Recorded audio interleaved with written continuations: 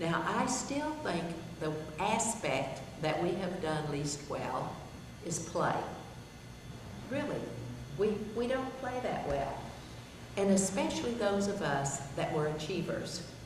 Because we got into being super mom, and we got into trying to raise our family and having a job and maybe going back to school and maybe doing all of it at the same time.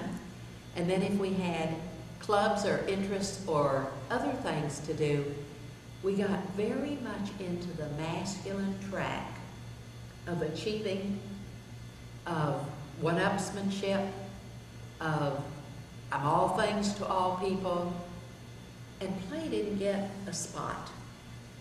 And part of what we're learning, and what we're really trying to learn, is that when you play, your inner knower works better than you realize. The joke you make, the wisecrack, is quite likely to be right on, and your head didn't even know it, and you just said it, okay?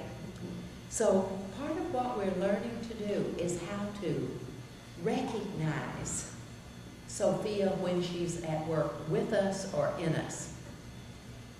Rivers are called sheep because they meander. Feminine energy meanders. It moves in our life in kind of circuitous routes. It's a little idea at the edge of the mind. It doesn't come right up here for us. We sort of sense it, and we have to play with it. We have to sort of bump it, touch it, do a little bit with it, and then leave it alone. And then the thought will come back, and you embroidery it a little bit more. Poets are probably the best example of those persons that really have developed a way to sense Sophia. Think about it a moment. Have you written poetry? You know there's a feeling that comes with poetry. And there's a rhythm. There's a cadence, we could call it. And you sort of go after it and come back, and you go after it and you come back. That's very Sophianic when you're working with it.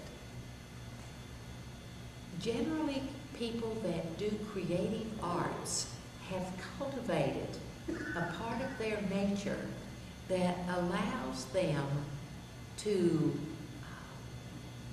sense an idea.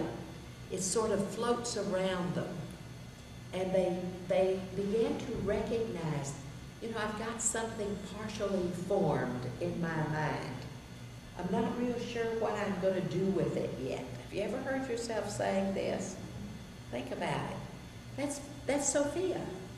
That's that touch that starts penetrating, and it comes a little bit, and it waits, and it comes, and it waits.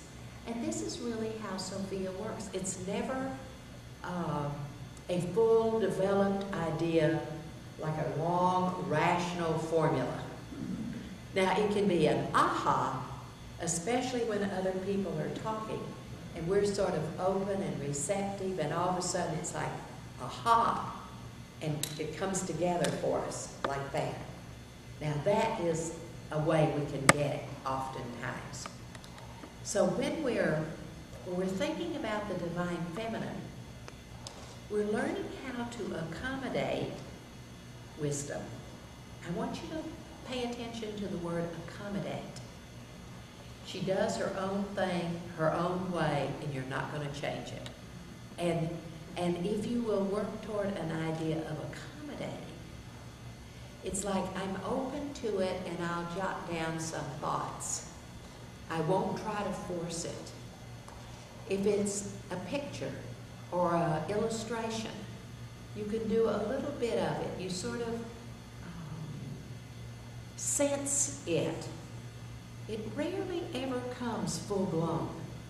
But if it's going to and come like that, it's because you've been playing with her, dancing with her for a period of time. And that's what artists do.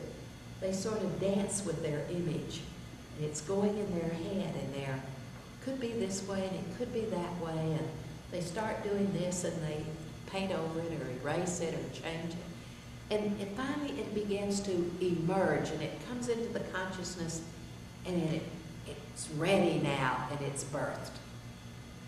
All of that is the way Sophia works in our life.